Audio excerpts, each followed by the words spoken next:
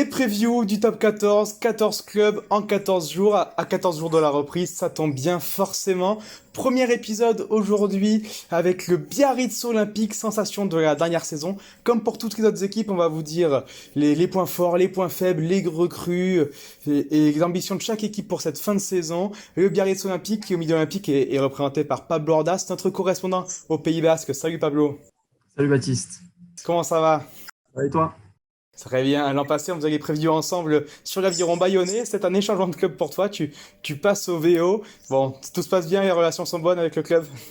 Oui, oui, tout se passe bien, on travaille bien Bon, avec. très bien. Très bien, très bien. Avant toute chose, Pablo, on va pas faire l'autruche. Il faut absolument en parler. Biarritz est encore basque, mais pour combien de temps, on ne sait pas. Cette affaire d'Aldiger qui veut, le président Biarro, qui veut partir, s'exiler dans le nord, délocaliser le club peut-être à Lille. Pour toi, qu'est-ce que c'est? C'est un coup de bluff, c'est sérieux, c'est concret, c'est plausible. Où est-ce qu'on en est selon toi? Alors c'est assez flou, mais le projet il est concret dans le sens où actuellement les Biarros sont en stage à Lille, ils sont partis dimanche. On sait que le président Aldiger et la famille Gave ont ce projet de délocalisation du club. Est-ce que c'est vrai, c'est pas vrai? Ben, actuellement, le fait est qu'ils sont à Lille, donc ils ne sont pas allés pour voir des matchs amicaux, que pour jouer un match amical. Ils ont des intentions derrière, donc à voir ce que va donner la suite de la saison, mais on sait que ce projet leur tient à cœur. Ils veulent aller dans un territoire où on a envie d'eux, comme comme ils le répètent souvent. Ouais, ce projet qui nous paraît complètement flou avec un vide juridique qui, selon la loi, rien n'interdirait Jean-Baptiste Aldiger à déménager son club à l'autre bout de la France. On rappelle que la crise part du projet du nouveau stade de Biarritz, voilà, qui aurait été refusé par la mairie. Il y a plein de problèmes entre le club et la mairie actuellement. On va pas revenir dans tout ce débat-là. Revenons-en au rugby. J'en ai parlé en introduction. Le BO a fini la saison de manière complètement folle avec ce match historique face au Bayonnais. On peut en dire un petit mot. On est d'accord, ce match est rentré dans l'histoire de notre championnat. Oui, oui, clairement, on peut le dire. Ce match était fou puisque on était revenu avec un peu de public ce jour-là après une saison marquée par les huis clos. On se retrouve sur un derby qui est dramatique dans le sens où l'équipe qui perd peut rester en Pro D2 ou alors peut monter. Et le scénario est hallucinant. Un match 6-6 avec très peu d'occasions, mais un rythme et une intensité hallucinante. Et des prolongations, c'était rare de voir ça en rugby. Et des tirs au but avec cette pénalité de Stéphane Armitage c'est pas son rôle normalement de taper des pénalités, même s'il le fait à l'entraînement, même s'il aime bien ça, il s'entraîne souvent pour rigoler, mais lui, c'est lui qui passe la pénalité de la gagne et de la montée. C'était clairement un moment dont je pense on reparlera pendant quelques années et pendant de longues années, oui. Et dans la semaine, nous avons contacté la recrue, Vincent Martin, qui donc n'a pas vécu ce moment exceptionnel, mais on lui a posé plusieurs questions et il interviendra plusieurs fois pendant l'émission. Et on lui a demandé dans quel état d'esprit était le groupe et en ce début de saison, est-ce qu'il était encore sur son petit nuage? Et voici ce qu'il nous répond.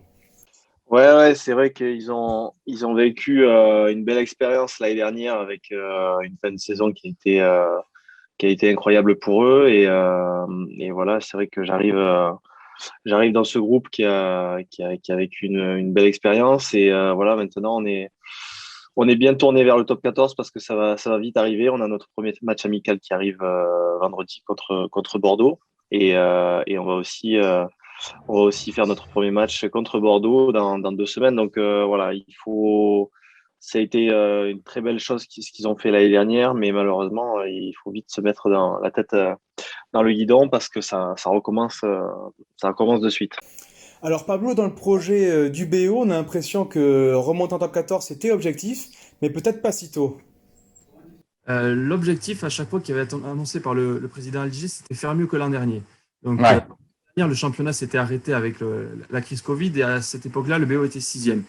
Donc, les Biens Mhm. finir au moins cinquième. Bon, ils se sont dit, quitte à faire cinquième, on va viser quand même les 4 premières places pour un barrage à domicile. Ils ont été rapidement dans la saison troisième, ils ont presque pas lâché cette troisième place, donc ils ont fait la course en tête derrière Vannes et Perpignan, bien sûr, qui était sur les 2 premières places. Et donc, le BO était troisième, donc ils avaient le barrage assuré à domicile très, très saison. Et ils se sont dit quand même, mais pourquoi pas pousser un peu plus. Ils ont reçu ce barrage contre Grenoble où ils ont largement emporté Ah face oui. à Grenoble. Ça leur a donné envie, l'appétit vient en mangeant. Puis il y a cette demi-finale à Vannes où ils gagnent à la dernière minute aussi, qui les met vraiment dans une très très bonne dynamique. La finale à Perpignan, bon, ils tombent sur plus fort, ils font trop pour espérer mieux. Mais ouais, au final, ils se retrouvent sur cet access match. Ils voulaient gagner. Donc, est-ce qu'ils voulaient monter cette année au début de la saison? Ils se disaient que non. Mais bon, Ouais. mangeant et au fur et à mesure que la saison est avancée, c'est vraiment devenu un objectif. s'est réalisé du coup le 12 de juin dernier. Et c'est l'avantage de ce club de Biarritz avec ce président, Jean-Baptiste Aldiger, c'est qu'il a été capable de faire des grosses recrues très rapidement à l'issue de cette accession. Alors, il faut savoir qu'au niveau du recrutement, les trois quarts du recrutement Biarro étaient déjà préparés pour monter. À partir du moment où ils sont montés, ils ont enregistré 3 signatures supplémentaires qui sont donc James Cronin, le pilier du Munster, on en parlera après, Vincent Martin et Elliot Dixon. Tous les autres recrues avaient déjà été actés avant.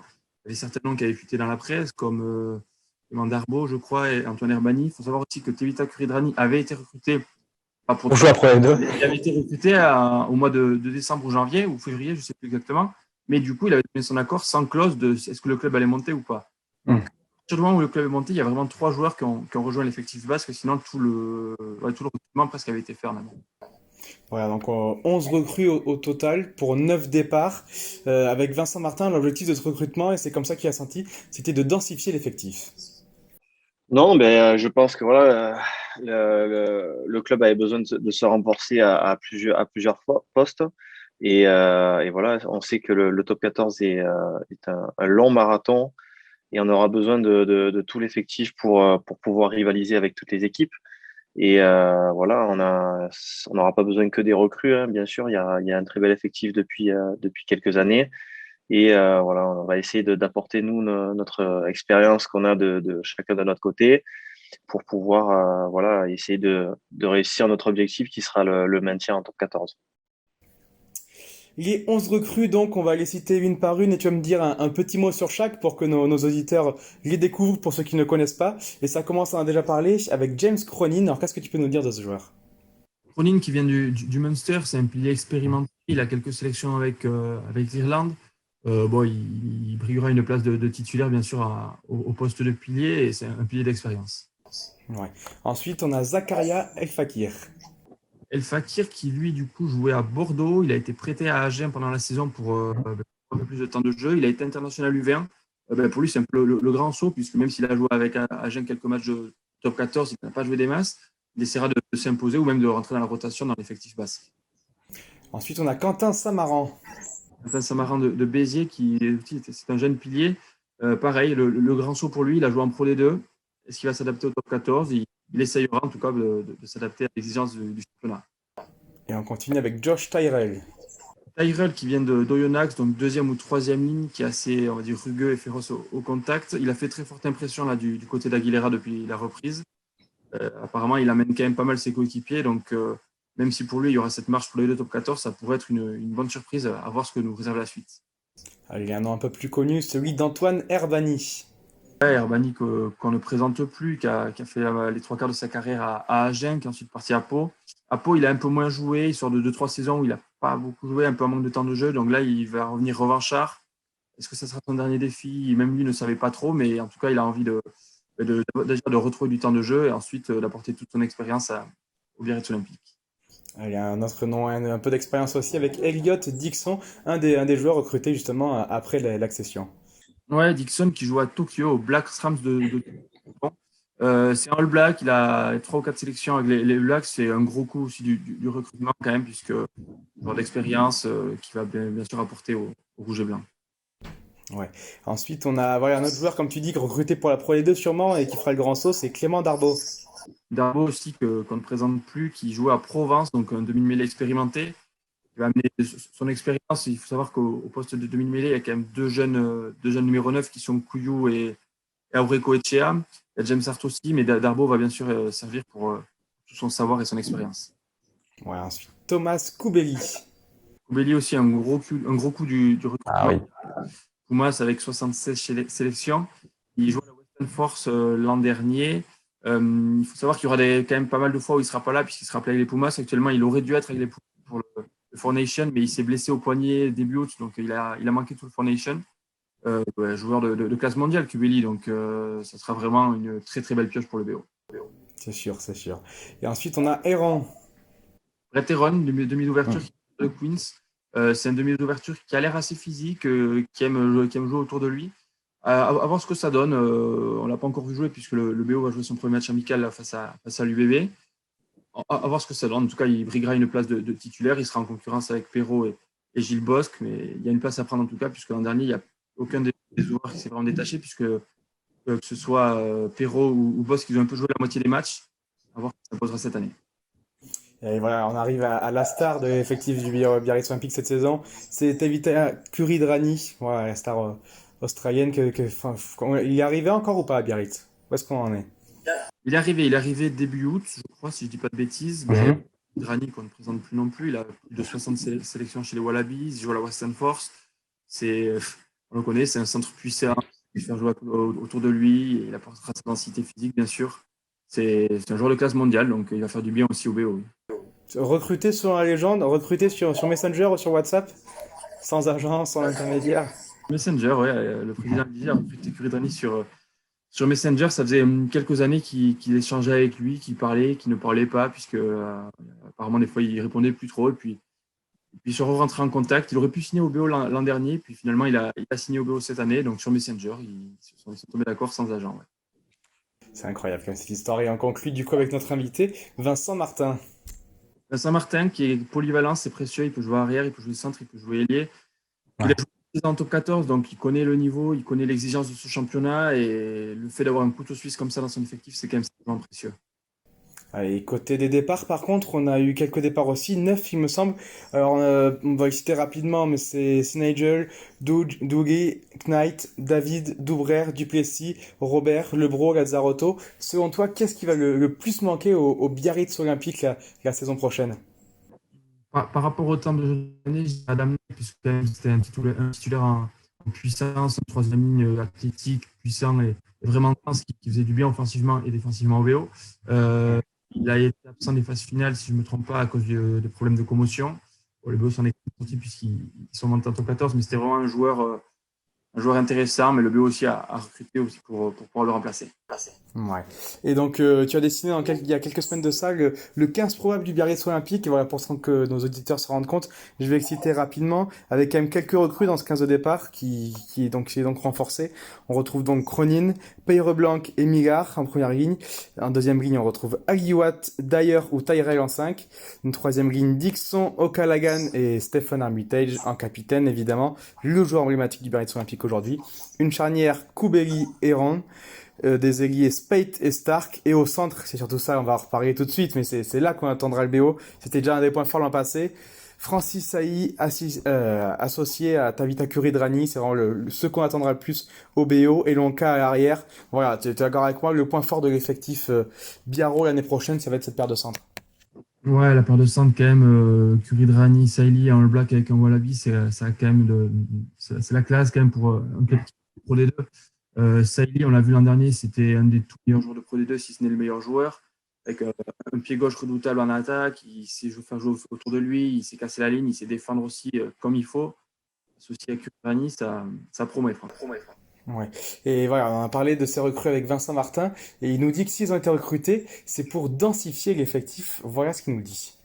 Notre vraie force, alors là, j'ai été très surpris parce que on est une équipe qui joue beaucoup, qui a pas trop de complexe là-dessus.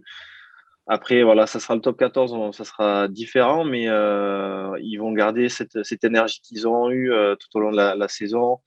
Et on va s'appuyer également sur des joueurs de qualité et des individualités qu'on a derrière et notamment devant aussi. Voilà, ça sera un collectif bien huilé qui va permettre d'accrocher toutes ces équipes de top 14 avec l'exigence que ça demande. Et voilà, c'est un défi qui va pas être simple, mais ça va être un bon challenge. Donc Vincent Martin qui nous parle donc beaucoup du collectif du Biarritz Olympique.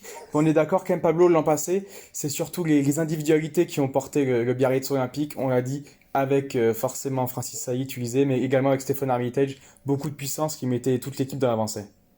Ouais, ils avaient quand même quelques individualités qui étaient très bonnes. Je pense à Lucas Perez-Blanc sur ses phases finales qui avait été monstrueux, à Denis Gaillard qui était increvable aussi, que ce soit en 5 ou en 8, qui était omniprésent sur le terrain ou dans les rucks, Armitage, Sailly, il y avait quand même ces joueurs qui portaient l'effectif. Cette saison, ils sont quand même renforcés, donc est-ce que ces individualités se détacheront autant ou est-ce que le collectif reprendra un peu de dessus? Je pense que le collectif va pouvoir reprendre le dessus grâce à ces individualités. Donc, ils ont fait des belles recrues, donc ça promet, je pense, pour l'an prochain.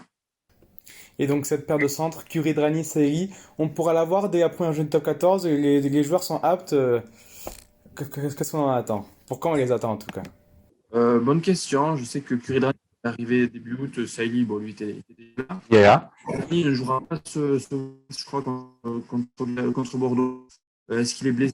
Je ne sais pas, mais je pense que dès que cette paire de centres sera opérationnelle, elle sera bien sûr alignée sur les gros matchs.